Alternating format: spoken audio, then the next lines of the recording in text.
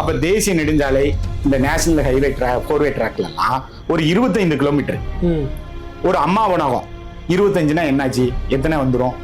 ஒரு 30 கிலோமீட்டருக்கு ஒண்ணு வச்சா கூட 20 அம்மா உணவகம் தான். உங்களால 20 அம்மா உணவகம் வைக்க முடியாதா ஃபோர்வே ட்ராக்ல? நீங்க என்ன லட்சம் கோடி பட்ஜெட் போடுறீங்க?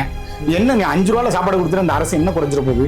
இது ஏழை எளிய மக்கள், கொத்தனாரி, எலக்ட்ரீஷியன், பிளம்பர், ரொம்ப எளிய மக்கள், அவன் ஒரு 5 ரூபாயில சாம்பார் சாதம் சாப்பிட்டுக்குவான். எவ்வளவு பெரிய பயன் தரும் இது.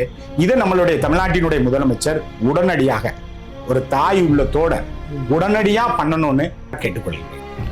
நிறைய பேருக்கு அம்மா ஹோட்டலுடைய சாப்பாடு எப்படி இருக்கும் அப்படின்னு சொல்லிட்டு சந்தேகமாக இருக்கும். நிறைய பேர் பார்த்தீங்கன்னா அங்கே போய் சாப்பிட்றதா அச்சுச்சோ அப்படின்னு நிறைய பேர் சொல்லுவாங்க. ஆனால் நான் போயிட்டு அம்மா ஹோட்டலில் 3 வேளை சாப்பிட்ருக்கேன். தினமும் 3 வேளையும் சாப்பிட்றாங்க தான். ஏன்னா அவ்வளோ டேஸ்ட்டாக இருக்கிறது மட்டும் இல்லாமல் ரேட்டை ரொம்ப குறைவாக மாற்றி இருக்கிறது மட்டும் இல்லாமல் ரொம்ப ஆரோக்கியமாகவும் செய்கிறாங்க. ஒன்ஸ் நீங்கள் அம்மா உணவகம் போகிறீங்க அப்படின்னாக்கா பொங்கலை மறக்காமல் சாப்பிடுங்க, அவ்வளோ டேஸ்ட். ஒரு தொழிலை நேசி, உண்மையாக நேசி, வேலை பார்த்துட்டே இருக்கு. அது ஒரு நாள் உங்கள் கோபுரத்தை குறைச்சிடும்.